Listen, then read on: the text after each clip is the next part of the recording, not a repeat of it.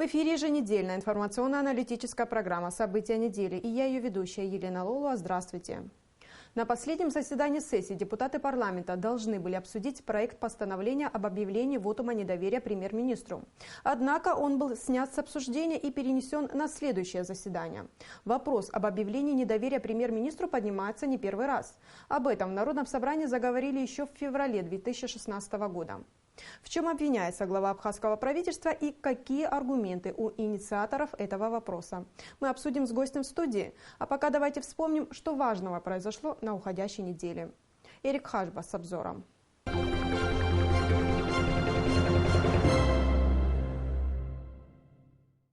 В Абхазии выборы депутатов в органы местного самоуправления состоялись во всех избирательных округах, за исключением двух, 21-м и 23-м города Сухум. Повторные выборы в этих округах назначены на 29 мая. Из-за выявленных нарушений повторные выборы также пройдут в Сухумском и Гулрипском районах. В Корчарском районе в селе Чхортол также назначены повторные выборы из-за того, что двое из трех баллотирующихся кандидатов набрали равное количество голосов. Самая высокая явка избирателей 55% в Ачимчирском районе. Из прошедших кандидатов большинство мужчин и лишь одна женщина. 20 января в ходе ежегодного послания парламенту президент Рауль Хаджиба дал ряд поручений правительству. Однако темпы и объемы исполнения поручений главу государства не устраивают. На совещании в понедельник он потребовал от Кабмина максимальной отдачи. Премьер-министр Артур Микваби в ответ заявил, что правительство в целом укладывается в сроки. 220 законов уже принято, 26 подзаконных актов требуют доработки.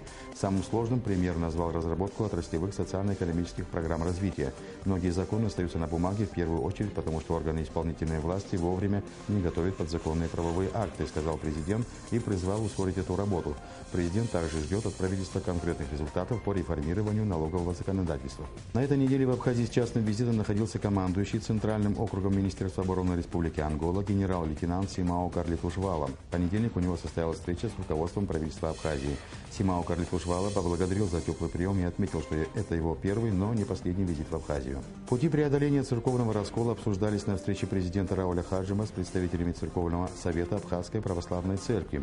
Глава государства предложил включить священную митрополию Абхазии в состав Абхазской православной церкви и призвал отца Дорофея и его сторонников рассмотреть данный вариант урегулирования. Исполняющий обязанности управляющего Абхазской православной церкви иерей Виссарион Аплия сказал, что они пошли на большие компромиссы, чтобы найти каноническое решение, но пока результатов нет.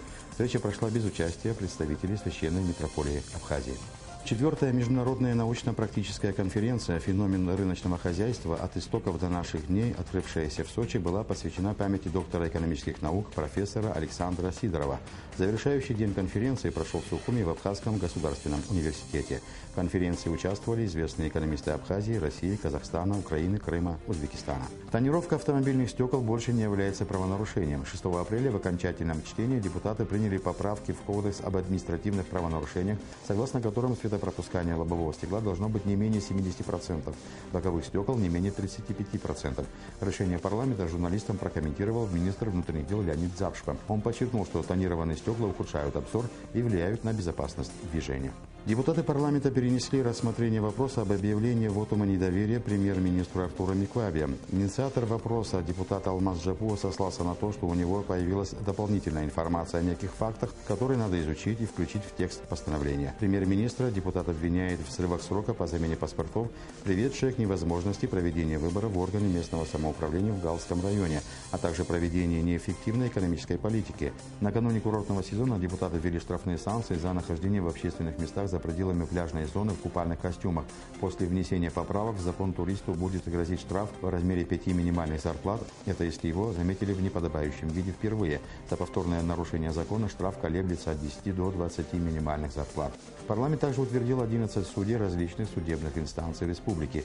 Так, председателем суда Сухумского района избран Роман Колбая, председателем суда города Сухум Бела Хасая. Механизмы упрощенного приобретения российского гражданства жителями Абхазии и облегчения режима пересечения госграницы по реке Псо обсуждались на встрече с министром иностранных дел России Сергеем Лавровым. Об этом сказал глава внешнеполитического ведомства Абхазии Вячеслав Чирикбе на встрече с президентом республики Раулем Хаджибом. Процедура согласования по этим вопросам достаточно непростая, но есть надежда на положительные изменения, отметил Вячеслав Чирикбе. Министр иностранных дел сообщил президенту о результатах очередного раунда женевских дискуссий. По его мнению, положительным итогом переговоров между абхазской и грузинской сторонами стало возобновление работы механизма по реагированию и предотвращению инцидентов в городе Кал. Море станет чище. В среду проведен пробный и успешный запуск системы столичных очистных сооружений в селе Нижняя Шера. Этот объект входил в комплексный план содействия социально-экономическому развитию Абхазии.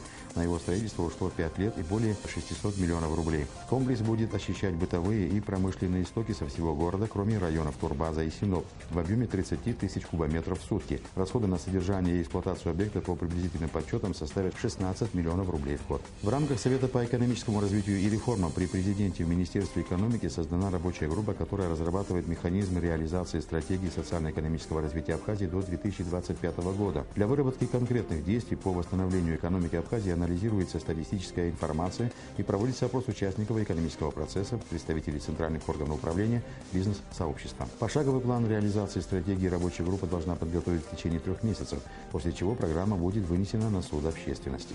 Впервые за весь послевоенный период в Абхазии проводится дезинсекция или уничтожение комаров для того, чтобы не допустить распространения насекомых из-за лихорадки вируса Зика. Дезинсекцию проводят сотрудники санитарно-эпидемиологической службы Абхазии и Московского областного центра дезинсекции. Первый этап уничтожения комаров завершится к 14 апреля. На проведение дезинсекции выделено более 13 миллионов рублей. Ученые Академии наук Абхазии отчитались за 2015 год. Академия наук учредила Институт экономики и права, ввела грантовую систему поощрения важных научных исследований и изобретений. На эти цели в 2016 году государством выделено 19 миллионов рублей. Кроме того, в 2015 году подписаны двусторонние соглашения с российскими региональными научно-исследовательскими центрами. Участники расширенного собрания говорили как и о нынешнем состоянии абхазской науки, перспективах, так и о проблемах в этой сфере.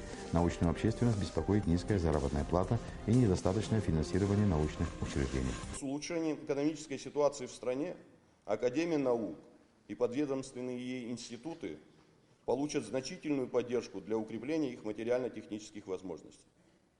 Нам необходимо предпринять конкретные шаги по усилению научно-технических контактов с нашим стратегическим союзником Российской Федерации в соответствии с новым договором. Удалось выполнить в отчетном году серьезную разноплановую работу, внести свой вклад в развитие отечественной науки, внедрить ряд разработок. В пятницу президент Рауль Хаджимов побывал в Пицунде, где лично ознакомился с ходом подготовки к летнему курортному сезону и состоянием объектов курортной инфраструктуры города. Завершаются ремонтно-восстановительные работы 4 из 7 корпусов объединения пансионатов курорта Пицунда. В них проводится перепланировка и благоустройство санузлов. Кроме того, начаты работы по ландшафтному дизайну курорта. Президент также принял участие в официальном открытии тепличного комплекса по выращиванию томатов «Авай Агро». Его строительство велось 3,5 года. Это государственно-частное предприятие. Частными инвесторами являются 2 турецких предпринимателя. Теплицы занимают 5 гектаров и построены по современным голландским технологиям. Прогнозируется урожай томатов до 3000 тонн в год.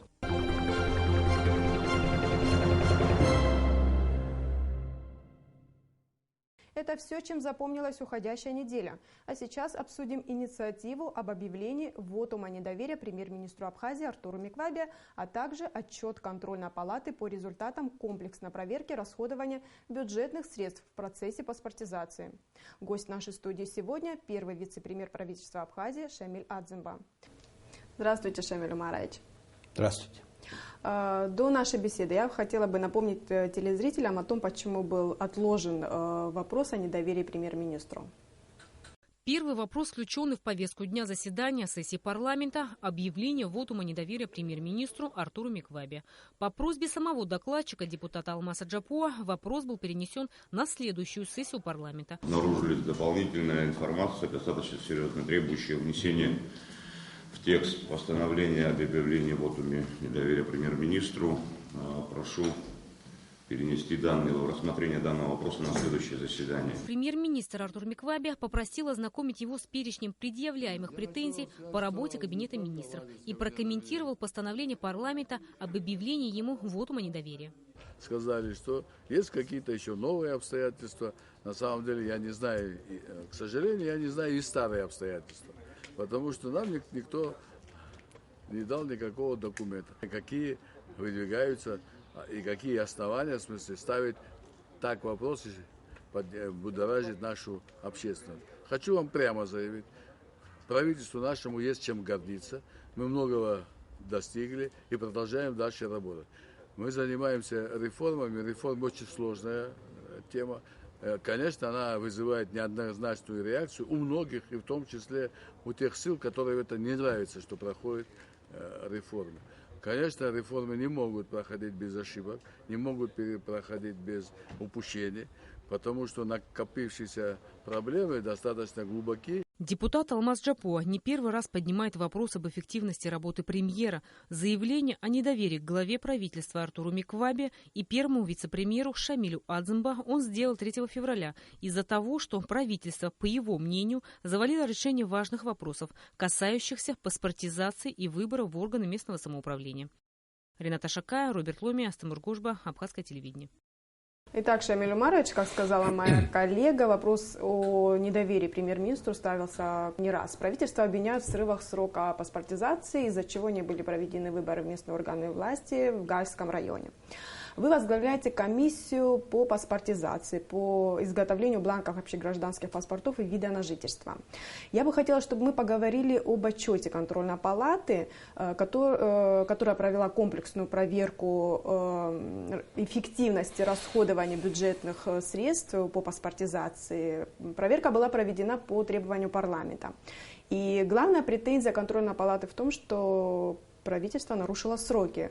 Почему кабинет министров не уложился в отведенное время? Спасибо, Лена, за приглашение. Тема очень важная, актуальная.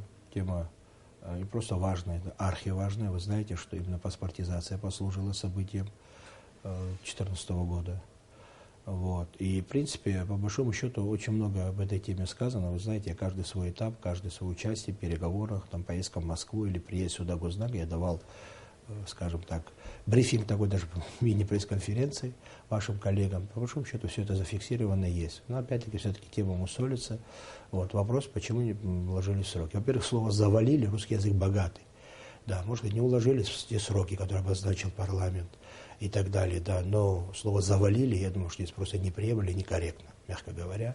Ничего мы не завалили. Более того, когда принимался срок переноса на год, никто же не изучал вопрос, можно ли это за год сделать или нет. Вопрос именно напечатания, полиграфии, это делать легко. Мы его сделали. В августе, в конце июля, начале августа, точно сроки, простите, но не вот в эти сроки поступила первая партия паспортов, мы могли начать процесс выдачи его. Вот. Но по старой системе. По старой системе мы опять пришли бы к тому, что мы имеем. Потому что там тот порядок выдачи, правила выдачи паспортов, порядок, инструкция, по-разному можно ее называть, она подразумевает определенно, допустим, абхаз по Конституции, он гарантирован, он гражданин Абхазии, любой абхаз, абаза, абза, проживающий на этом земном шаре. Но мы многонациональное общество, то не только абхазы живут. Вот. Вопрос, как с ними. То есть справка о том, что он проживал с 94 по 99 год, это гарантировало ему автоматическое получение гражданства. Мы знаем, что эти справки были массово розданы в Гальском районе, прямо покупали их, или там, я не знаю, что это следствие сейчас идет, когда закончится, они нам все это скажут, но по всяким причинам. Да? Ну, просто так у нас в Абхазии справки, вы знаете, не дают, наверное. Вот. Выдали, кому надо, кому не надо. Вот. И Тимур Надарай, я думаю, ответил на все эти вопросы, когда выявил 18 600 паспортов и показал, что это были подложные справки и так далее. Сегодня, к сожалению, до сих пор, я так немножко опережаю события, мы-то паспорта напечатали, но новых правил выдачи, да, отделить граждан от неграждан, вот система, да, вот еще у нас не определена. В этом только правительство, оно эту задачу решить не может. Нужно объединить усилия всех, в том числе и парламента тоже, и депутатов. Их помощь тоже нам нужна. Потому что именно потому что мы не знаем, кто гражданин, кто не гражданин. То есть мы это знаем, конечно, но я имею в виду чисто с законодательной точки зрения закона, нормативных актов, нами пока еще не установлено то правило, по которому определить, да, кому давать паспорт как гражданину, кому не давать ему вид на жительство. По вот этой причине вот, мы не уложились в сроки, выборы в Гальском районе не состоялись. Вот. Когда мы отпечатали, сделали паспорта, возник параллельный вопрос. Как мы их выдаем? Вот я опять возвращаюсь к теме. По какой системе? По какой системе? Опять по-старому или? Понятно, что по-старому нет. Понимаем, что в старой системе человеческий фактор был основной. То есть фактически любой начальник паспортного стола своим волевым решением мог выдать любому человеку выдать паспорт. Заслуживает он не за гражданин, не гражданин и так далее, это для него не волновало, чисто из таких своих каких-то соображений. Мы не могли этого допустить, и было принято высшим руководством страны решение создать новую систему, где человеческий фактор минимизирован. И мы параллельно приступили, помимо того, что напечатали паспорта, приступили к созданию новой электронной современной системы выдачи и контроля за оборотом там, документов, в частности, вообще гражданского паспорта. Более того, до декабря 2015 года не был принят закон о правовом статусе иностранных граждан. Это тоже очень важный закон, без которого нам было бы трудно как-то ориентироваться, создавать, потому что могли придумать систему, ее создать, да, хотя проект. А вот этот новый закон, он мог ее как-то не вписываться, проект мог не вписаться в закон. Мы этого ждали. Мы ждали где оговаривается вид на жительство. Конечно. В том числе. Вот мы это все ждали в середине года, но как-то получилось. Ну, парламенты свои планы, программы, но так получилось. До декабря они не смогли. Поэтому это все, конечно же, не способствовало, скажем так, вот четкому такому вот регламентированию нашей работы. Я ни в коей мере сейчас не перевожу, извините за стрелки, да, там не ищу крайних виноватых, я просто констатирую факты, которые, чтобы люди делали выводы, насколько завалили мы эту работу или все-таки были объективные обстоятельства. Много споров создают о том, почему эта система была не по конкурсу, а потому что это вопрос национальной безопасности. То есть тендера действительно не было и не могло быть именно в вопросе создания электронной системы, написания этой программы. А почему не проводился вот тендер? Так объясняю. Мы объявляем конкурс. Об этом это не страшилки. Узнают, скажем так, ну, недружественные нам, допустим, силы. Да? Они, демпингуя, условно за какие-то там смешные деньги, выставляют, выигрывают проект, показывают там прекрасные там возможности технические и так далее, выигрывают этот проект, а мы обязаны дать тому, кто предоставит защищенность, безопасность и при этом будет подешевле. Допустим, выиграла наша абхазская фирма, которая, ну, у нас нет фирм, мы выяснили, я собирался, разговаривал с айтишниками, которые на таком уровне выполнили бы эту работу. Допустим, в Госзнаке 16 или 20 айтишников высокого уровня, высоких таких вот профессиональных знаний, в течение нескольких месяцев, не отрываясь, писали эту программу. Ну, нет у нас таких возможностей. Допустим, наша фирма выиграла. Завтра эти ребята перестали, разорилась. Перестали, их же обслуживать надо, поддерживать надо. Перепродали другим. Они начали заниматься, продавать обувь. Там, я не знаю, там, открыли ресторан. Поменяли профиль работы. А что нам делать? Почему такой риск? Госзнак, да, Госзнак был, есть и будет. Более того, это наши союзники, поэтому именно создание программы решили делать именно у проверенных, знающих специалистов. Госзнак, я думаю, известная на весь мир фирма. Высказывались опасения по поводу Госзнака, что база может оказаться хоть и в руках и дружественного, но другого государства, иностранного государства. Как вы это прокомментируете? Лена, пару-тройку недель назад с телевидением, с Абаза, тогда вот так получилось, мы выезжали, инспектировали объекты стройки. Мы заехали в паспортный стол. Вы бы видели, в каком состоянии сегодня наша безопасная база. Ну вот, извините, может показать, вот такой небольшой сервер лежит на полу, в котором вся база данных наших паспортов. Бери не хочу, никто не защищен абсолютно. И так можно ее поднять, унести с собой, да и просто вставить туда какую-то флешку там, и внедриться. Это абсолютно никакой абсолютно создает проблемы. Вот. Поэтому это просто смешные доводы. Более того, сегодня никакой базы еще нет. Мы ее будем создавать только. Сегодня вопрос идет о написании программ. Я думаю, что наши союзники о нас знают даже более, чем мы думаем. Вот так вот же, шутка, да? Вот поэтому я думаю, что здесь страхов никаких нет. Более того, никто им базу давать не собирается. То есть мы поставили задачу, после того, как они ее сделают, они нам передают сюда. Вот. Опять-таки аналогия по машинам. Да? Люди произвели машину, там 2 ключа, человек купил машину, сел, ключ основной, ключ запасной, все. Теперь уже производитель, после того, как человек оплатил, он туда доступа не имеет, без того, как если ему разрешит сам водитель, новый хозяин машины. Система будет максимально защищена, вот, и она будет абсолютно замкнута внутри Абхазии. То есть доступа к ней извне мы категорически исключаем. В отчете контрольной палаты говорится о том, что не выработана нормативно-правовая база, которая регламентировала бы работу вот этой информационной, автоматизированной информационной системы выдачи учета паспортов. Вот, я вам об этом сказал. Почему? Потому что силами только нашей комиссии это сделать трудно. Я обратился к высшему руководству с просьбой создать рабочую группу с привлечением и депутатов, и других. Я думаю, что это вопрос, в принципе, в течение недели, 10 дней мы закроем. То есть вот сейчас идет уже монтаж этой системы, пока силами наших специалистов. Сейчас вот приезжает Госзнак в воскресенье, понедельник, и идет уже начало монтаж пилотного проекта. Вот. К тому моменту, пока они это сделают, тоже неделя, 10 дней, я думаю, что у нас это уже будет. А почему до этого не сделал, я уже сказал. Во-первых, решение о создании системы было принято в середине. То есть контракт мой подписан в 2015 году в пределах моих полномочий, распоряжением там и президента, это премьер-министра. Вот, мне были даны, как руководитель группы, такие полномочия. Были на создание системы электронной было только в июне 2015 года. Вот, июнь 2015, сейчас вот конец года 2015-16 год, апрель. Вот, потом, как я уже сказал, закон о правовом статусе был только в декабре принят. Без него никак не создать нормативку. Она должна не только вот вид, цвет, там, какой паспорт, там, с какой бумаги, там, какой дизайн и все. Это было бы чисто формально какой-то, в общем, нормативка. Да, нам надо было полностью принимать как изображение, вид паспорта, на что он похож, как он сделан, его описание, плюс порядок выдачи, положение, все остальное должно было быть отображено в этой нормативке. Еще одна претензия контрольной палаты по отношению к комиссии, по отношению к правительству.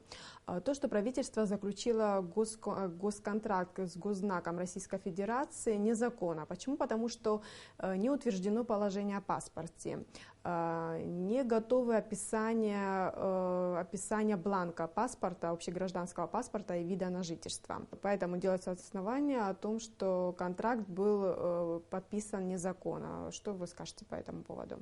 Контрольная палата, скажу так мягко, да, что они просто очень слишком формально подошли к вот этой вот данной проверке, к этому вопросу. Более того, я просто не понимаю, почему по итогам проведения, мы даже 2 минуты по итогам, да, вот они провели работу у нас, хотя бы в процессе спросить, поговорить, опросить, возникают какие-то вопросы.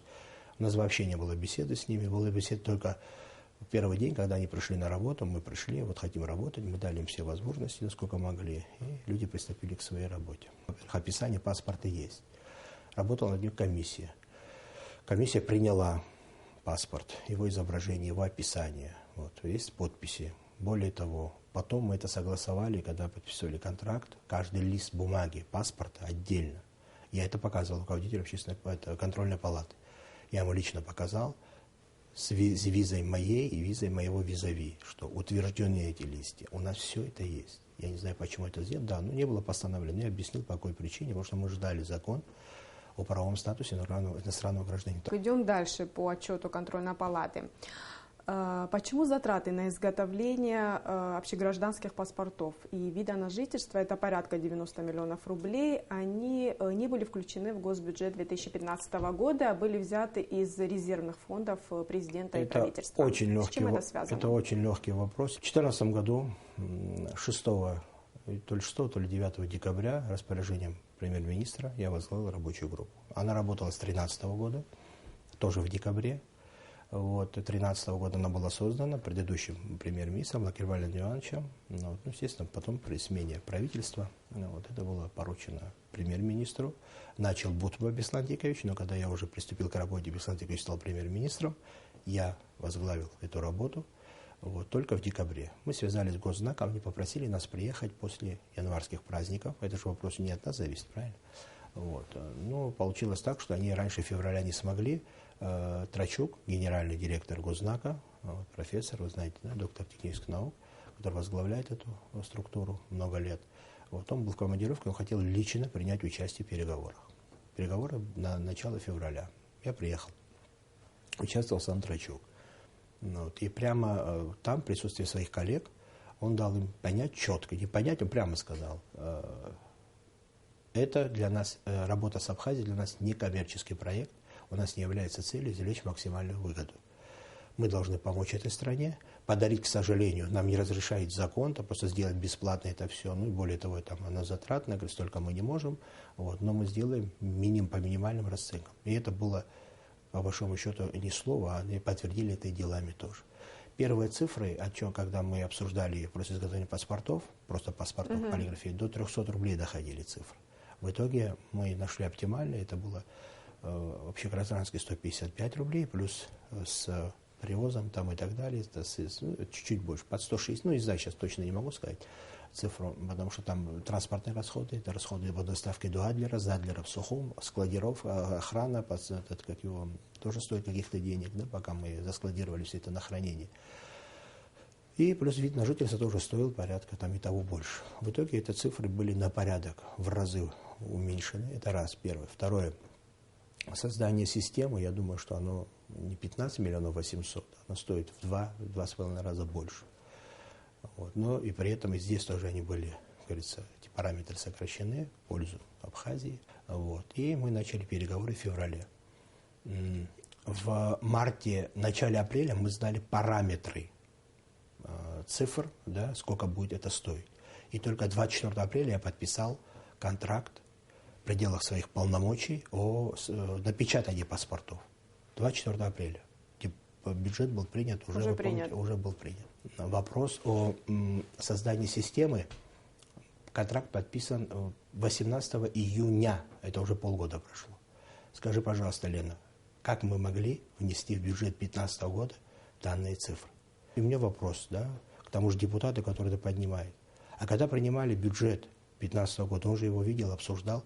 Если он не увидел строки, почему не был вопрос поднят, почему нет там не отображена вот именно цифра по паспортизации? По большому счету, мы же одна власть, мы разные ее ветви, но мы одна власть. У нас одна цель, одни задачи, друг другу помогать, уравновешивать и контролировать. Там кто-то контролирует, кто-то исполняет и так далее.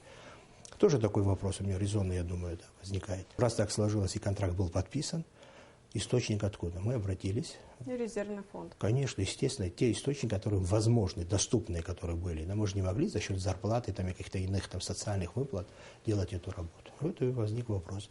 Теперь вот ко всем, кто нас слышит, и к вам, насколько резонное утверждение, что это было сделано незаконно. Там еще момент, связанный, я думаю, и у вас есть выводы, да, я тоже их читал. Потому что мы не внесли это в бюджет 2015 года, это является нецелевым использованием.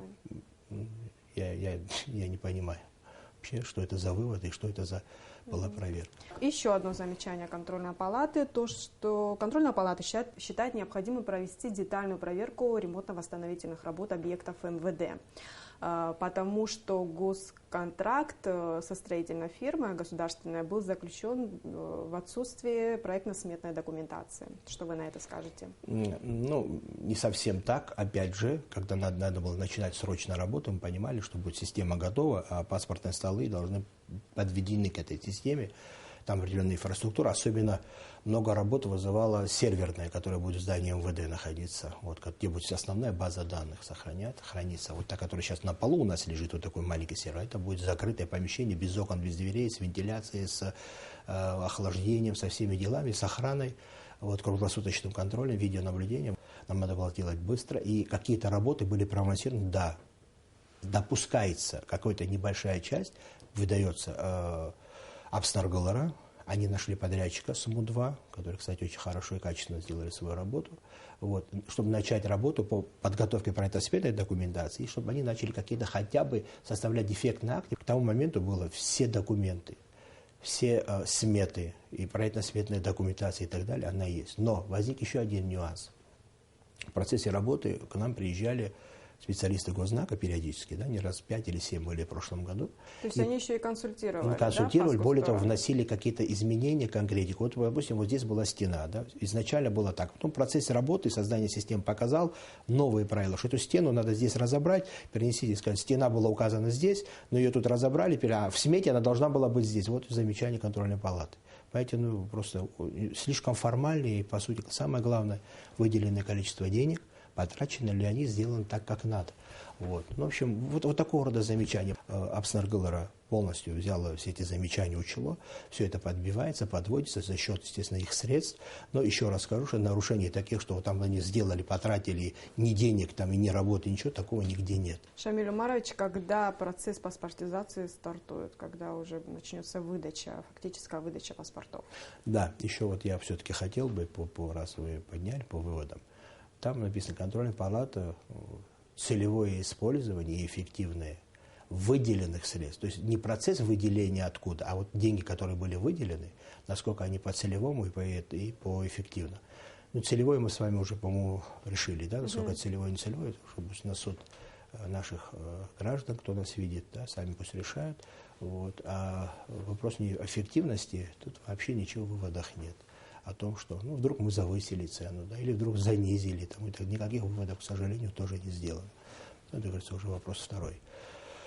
Когда начнется? Как я вам сказал, идет уже процесс монтажа в этих 4 паспортных столах Сухума и в серверной, в МВД. В понедельник уже специалисты госзнака к ней приступают. Я думаю, что в ближайшую буквально неделю это будет смонтировано и начнется процесс уже пилотный, в присутствии уже специалистов более высокого уровня, уже процесс напечатания. Я очень надеюсь, что все, если пойдет удачно, то мы в апреле будем иметь как минимум пилотный проект, или, может быть, даже все стечет. Я скажу почему, если я не потому, что я не уверен в наших возможностях и так далее. Процесс обучения всегда сложный. И он говорит, в каждой стране он проходит индивидуально. Где-то мы можем, говорит, за неделю, если такие вот уже хваткие, опытные инспектора, за неделю уже можем научить это, пользоваться системой. А есть, где уходит месяц-полтора. Поэтому это тот сугубо такой субъективный фактор, на который мы никак повлиять не можем. И вот при стечении всех обстоятельств, все это сложно, мы рапортуем о том, что мы уже готовы к выдаче. Проблема в том, что наши граждане, насколько они активно будут, сам процесс в обмена будут вовлечены, насколько они это быстро будут сами делать и приходить. Но тут уже правительство, я думаю, что президент, мы придумаем какие-то механизмы, рычаги, при которых вот это как-то простимулировать, чтобы люди быстрее приходили на обмен. Шамиль Умарович, у меня все вопросы к вам. Спасибо, что пришли в студию, ответили. Спасибо вам, Лена. Всегда пожалуйста. До свидания. Уважаемые телезрители, а я напоминаю, в студии был первый вице-премьер правительства Абхазии Шамиль Адзимба. Мы продолжаем выпуск. Городу-герою Ткварчал 9 апреля исполнилось 74 года. Он был основан в 1942 году как центр угледобывающей промышленности республики. Во время Отечественной войны народ Абхазии Ткварчал 413 дней находился в жесткой блокаде, но так и не был взят грузинскими войсками. В праздновании Дня города принял участие президент Абхазии Рауль Хаджимба. О том, с каким настроением горожане отметили свой праздник, расскажет Сарес-мэр. 74 года. Этот период наполнен богатыми событиями. Бурное промышленное развитие, жесточайшая блокада, послевоенное восстановление. Все это было в истории Ткварчала. Но, тем не менее, трудности не сломили местных жителей, а сделали их еще крепче и сильнее. Сегодня можно сказать, что город постепенно начинает возрождаться. Ткварчалцы уверены в том, что город вновь станет крупным промышленным центром. Я и все остальные жители, которые сегодня живут здесь, в городе Ткварчал, видят хорошее будущее, перспективу. Мы все мечтаем, что у нас здесь заработают заводы, фабрики, и мы верим в это. Я хочу еще раз поздравить всех ткварчалцев с нашим праздником. Основанный в самый разгар Великой Отечественной войны, Ткварчал через полвека повторил судьбу блокадного Ленинграда. Город перенес все – и холод, и голод, и артобстрелы, и авианалеты. Вся производственная мощь была направлена на оборону, но, несмотря на многочисленные потери, он выстоял и сегодня носит высокое звание – город-герой. Город, который был славен своими действительно большими делами. Город рабочих, город интеллигенции, город кадров, которые в конечном итоге выходили на большой жизненный путь. И сегодня, конечно, городу трудно. Так же, как и трудно всему нашему народу, нашей республике. Но те сегодняшние шаги, которые осуществляются во всей Абхазии, не могут не затронуть и наш город. Несомненно, есть проекты, которые нацелены на то, чтобы появились рабочие места. Не сомневаюсь, что будут подниматься зарплаты, будут повышаться пенсии. И город буквально через несколько лет, я надеюсь и верю в это, будет совершенно другим. Традиционно празднование Дня города началось с возложения цветов к памятнику первого президента Абхазии Владислава Ардзинба, а также к мемориалу погибшим в Отечественной войне народа Абхазии в Аллее Славы. Далее празднование продолжилось во Дворце культуры. Задолго до начала праздника у входа в здание собрались люди. Они поздравляли друг друга с Днем города. Город Ткварчал, он город-герой. Пережил многое, но он остался таким же красивым. Я хочу, чтобы он процветал всегда. Жители у нас в городе очень добрые, хорошие. Я очень рада, что я живу в городе Ткварчал. Глава администрации Ткварчалского района Аида Чичхали отметила, что в разные периоды истории Абхазии Ткварчал переживал тяжелые времена, но жители города-героя стойко переносили все тяготы. Поздравляю вас с нашим праздником. И я вас уверяю, что вы будете не только свидетелями, но и участниками возрождения нашего города. города. Президент Рауль Хаджимба перечислил на восстановление города 1,5 миллиона рублей, а депутат парламента Республики Абхазия Тайфун Артинба пообещал построить в городе спортивный комплекс. В торжественном мероприятии принял участие государственный академический ансамбль из Адыгеи «Нальмес». Выступление ансамбля зрители встретили продолжительными аплодисментами.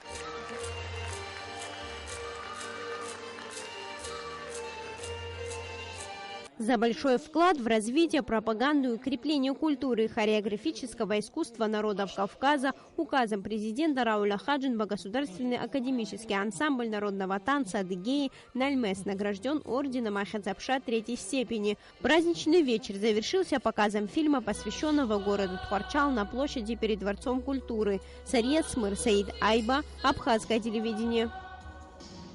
В Министерстве внутренних дел Абхазии подвели итоги работы за первый квартал 2016 года. На коллегии отмечалось, что усилия правоохранительных органов по снижению уровня преступности и уменьшению аварийности на дорогах начали приносить свои плоды.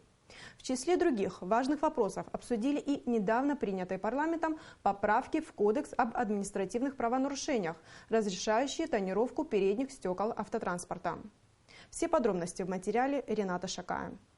Криминогенная обстановка в первом квартале 2016 года характеризуется значительным снижением уровня преступности. За отчетный период всего было зарегистрировано 142 преступления, из которых 136 общеуголовной направленности. За аналогичный период прошлого года зарегистрировано 207 преступлений общеуголовной направленности. По данным МВД, количество снизилось на 34%. На 79% снизилось количество зарегистрированных тяжких и особо тяжких преступлений. Если в 2015 году их число достигало 115, то в 2016 – 64. Если говорить о криминогенной ситуации по районам, то снижение преступлений общеуголовной направленности отмечается практически во всех районах страны, за исключением Тхуарчальского. Задача у нас с Тхуарчалом разобраться с теми преступлениями тяжкими, которые происходят с зимы.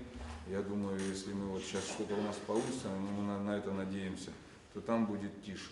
Характер преступлений в первом квартале 2016 года значительных изменений не претерпел. Как и прежде, преобладают преступления против собственности.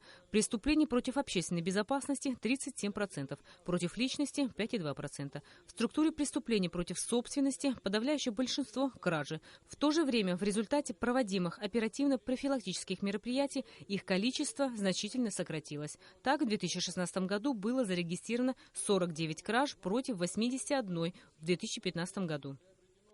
Если пробежаться по регионам нашей республики, то у нас там есть известные злачные места, которые мы всегда перекрывали, там и ранее делалось предшественниками его. Если более детально подойти и разобраться в вопросу, я думаю, это к положительному чему-то нас приведет. За отчетный период зарегистрировано 29 ДТП, 11 со смертельным исходом, а 29 человек получили увечья. За аналогичный период прошлого года было зарегистрировано 55 ДТП, в которых погибло 16 человек и ранено 72. Как отмечалось на коллегии, анализ дорожно-транспортных происшествий показывает, что наибольшее количество ДТП совершено молодыми людьми в возрасте от 25 до 35 лет. Основными причинами являются превышение скорости, нарушение правил маневрирования и управления автотранспортом в нетрезвом состоянии. На коллегии были обсуждены и недавно принятые парламентом поправки в Кодекс об административных правонарушениях, разрешающие тонировку передних стекол автотранспорта. По словам начальника УГАИ Нугзара Шоу, закон не вступил в силу, однако водители активно тонируют передние стекла своих автомобилей. Закон еще не вступил в законную силу, президент его еще не подписывал. Ни одна машина с затемненными стеклами, а у нас информация правильная. Круглыми сутками уже начали цеха работать. Вот, да, сегодня мероприятие проведем и завтра, повседневные. Ни одна машина с затемненками ездить не будет, то есть с нарушением допуска. Министр внутренних дел Леонид Запчпа дал поручение активно готовиться к туристическому сезону, а также определил профилактические и оперативно-розыскные мероприятия, которые повлияют на раскрываемость преступлений и поддержание правопорядка в республике в целом. Рената Шакая, Стамыр Гожба, Абхазское телевидение. Это все, о чем мы хотели вам рассказать. Спасибо, что были с нами. До свидания.